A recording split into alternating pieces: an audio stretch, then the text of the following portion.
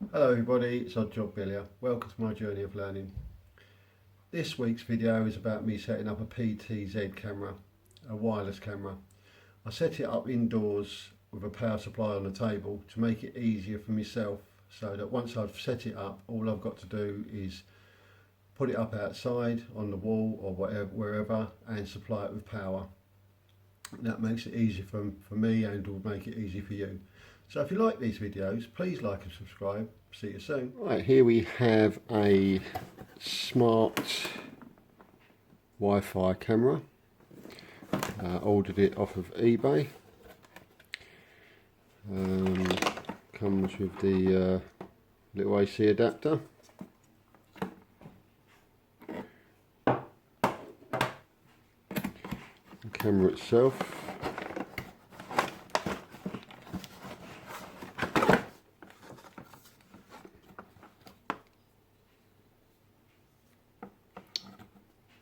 PZR camera,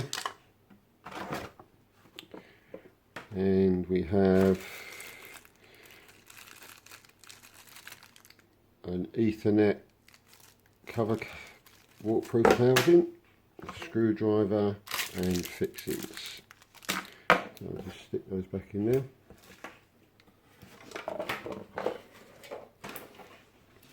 Right, here we go. So there it is there, there's the adapter. It's this housing, if you're not using it Wi-Fi and using it on a Ethernet cable, that goes over your Ethernet, the original Ethernet cable, and then it goes in there and clicks around, goes watertight, so that'll be watertight, I would have thought. You got power supply and your reset button. If things didn't go right and you got it plugged in, you can reset it, and that's got a sort of a push waterproof cover as well. Right, so it says install on the paperwork, it says install the SD card, so I've done that. You get these instructions. When you read them, follow them. It says wait to hear the camera speak, and I've set one of these up already, so wait until the camera's finished speaking after you've plugged it in. Right, so let's move that out of the way, and what we'll do is we'll plug that in there and plug that in there, and we'll turn her on. Bring that down into frame. We get a blinding flash. System is starting.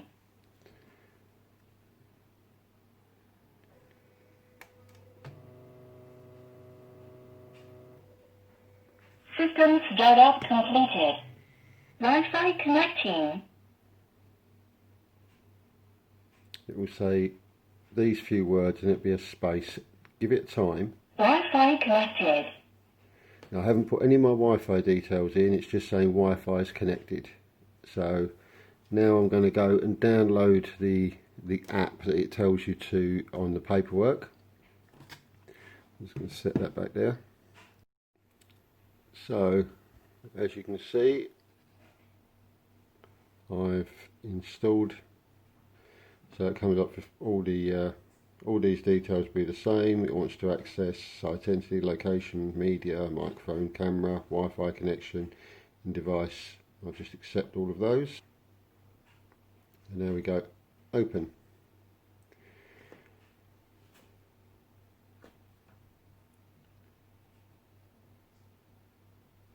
That comes up, and it says try account binding. Use account binding for a third-party login. So right at this part you click register. You then input your region.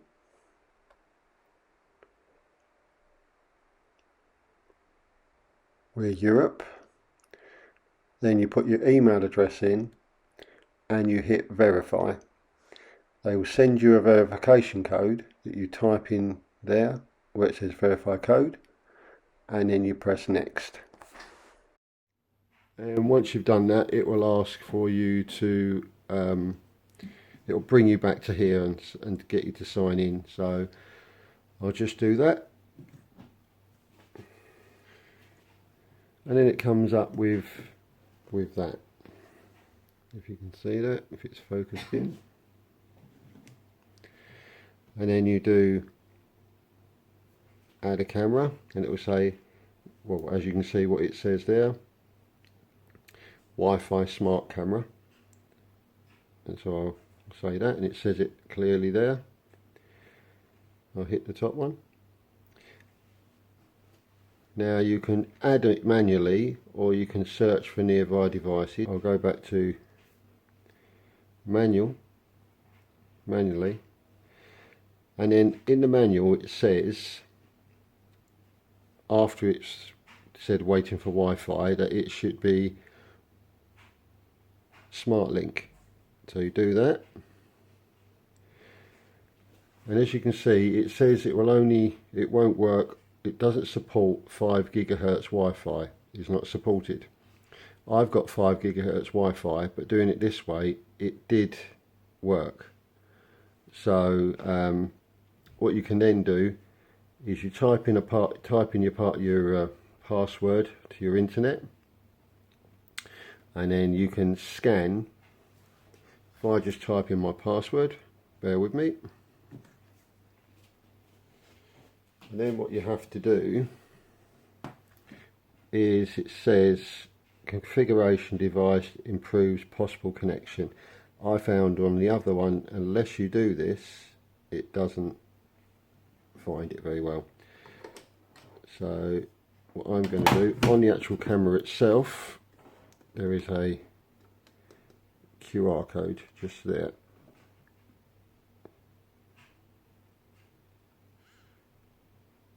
So it recognised it.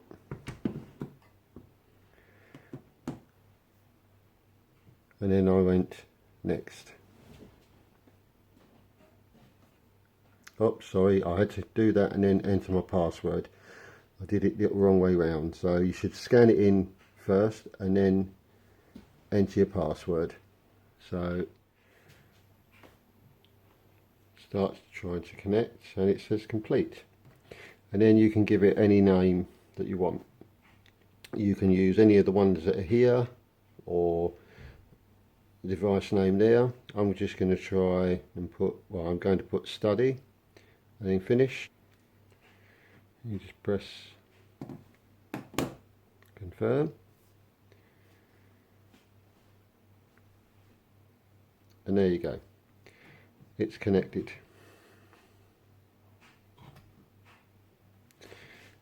And once it's connected, you've got like SD card, pause, and it's recording straight away. Oops, sorry, steady settings. You've got alarm, language, IP, prompt, sound. You can turn it off, and you've got light sensitivity, low, middle and high. So the sensitivity of when the light comes on. You've got general, device type, firmware, device details, ID, what I've named it. You can change that. Password modification, user admin, old password, you can change it there. And to see if you've got the latest firmware. It says if we've got the latest. So if we go back, now you've got prompts. If you hit the prompt, this is the device voice prompt. You can turn that off if you wish. I like to leave it on. Now also you can arm or disarm it from here. I won't do it because it'll make a horrible noise. The settings. Right, sorry, I do apologise. When you go back to your camera, like so, when you go on to more, the light control, you can turn it on or off or auto. So I've got to admit, it is bright. At night, it's very bright at night. Right, so I showed you how the camera was set up, and I tried to show it how all the settings and everything, but it was too bright, so I thought I'd do it this way. If you go to the app that's on your phone and press that, the V380 Pro will come up, and you'll see this camera's already set up for me now. This is a picture of the last thing it see, which is outside my property at night, and if I touch it, it will connect and show outside there today, as you can see. And along the bottom here, I'll try and zoom in. Along the bottom here, you've got the pause, for listening outside,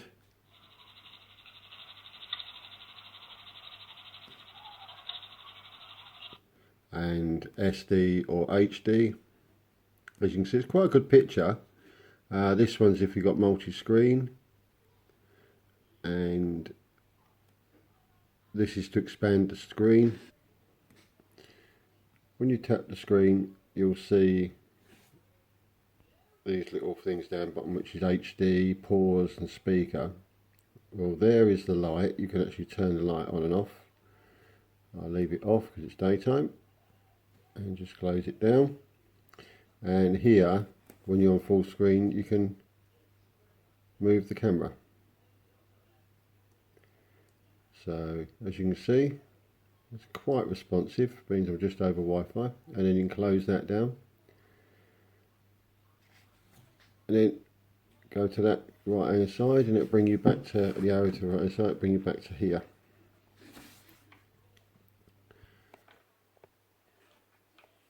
Now, if I go back down like that, right down the bottom here,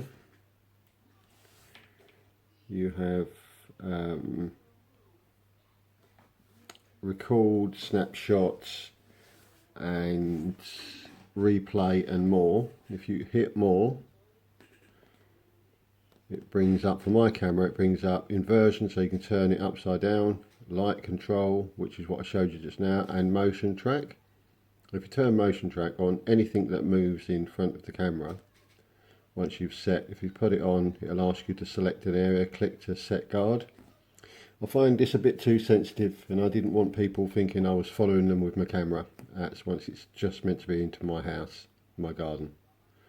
So I turned that off. You've still got your things up the top there, so if we go back, oh, wrong, sorry about that. Hook up again, it says connecting. It's quite quick.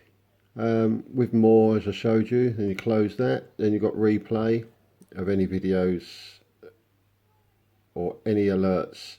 These will show them. This is last night, and the red ones are when there's an event.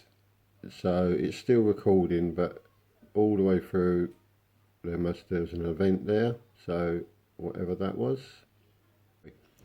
This is when it alarmed. When it's, in a moment I'll show you one of the settings where it says loads of different things that will set it off.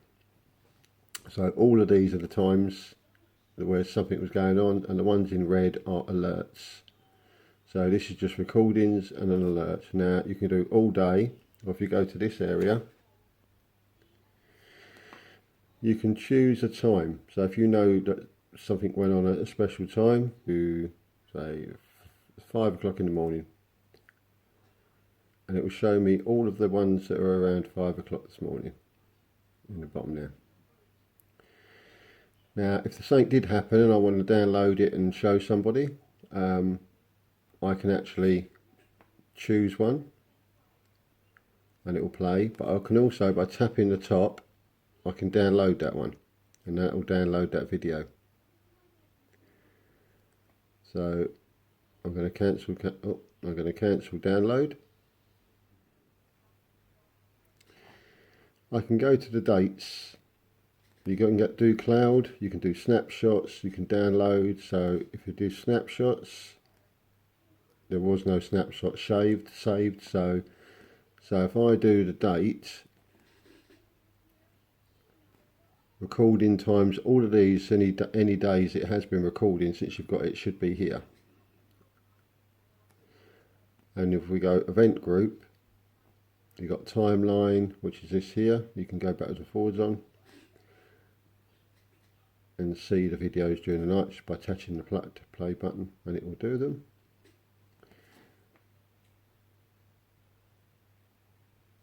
Right, if we go back,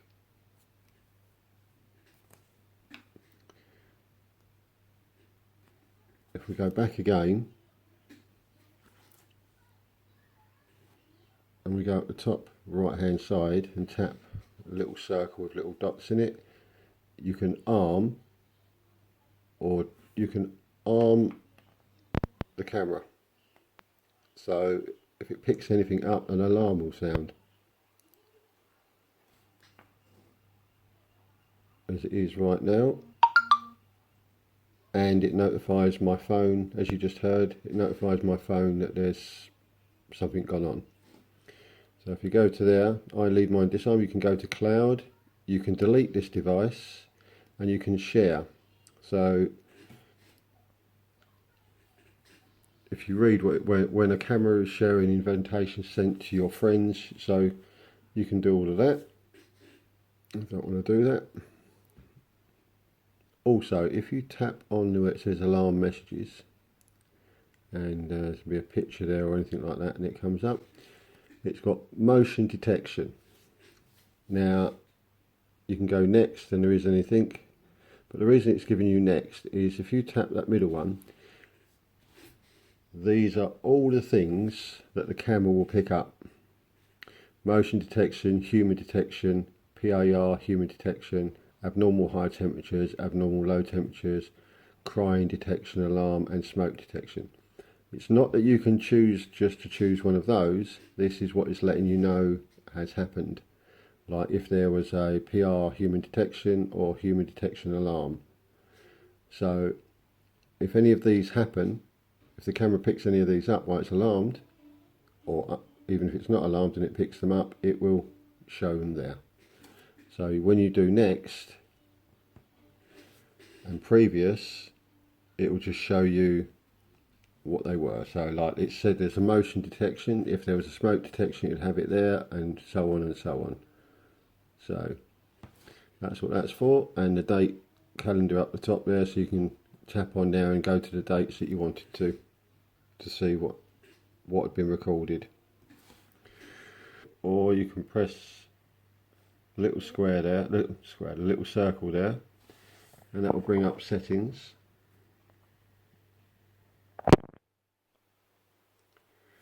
And then you tap settings, and then if you look at where it says video record, which you can't see, it's got continuous recording, event recording, and record audio and quality. And you can reformat it down the bottom there if you wish. I chose HD and I want it recording all the time, but you might choose to get it recording only when there's an event. It continuously records over and over and over again, and it tells you the used capacity up the top. I like the continuous recording because if I need to see anything, whenever I log into my phone from wherever I am, I can see what's happening around the front of my garden. Right, that's that.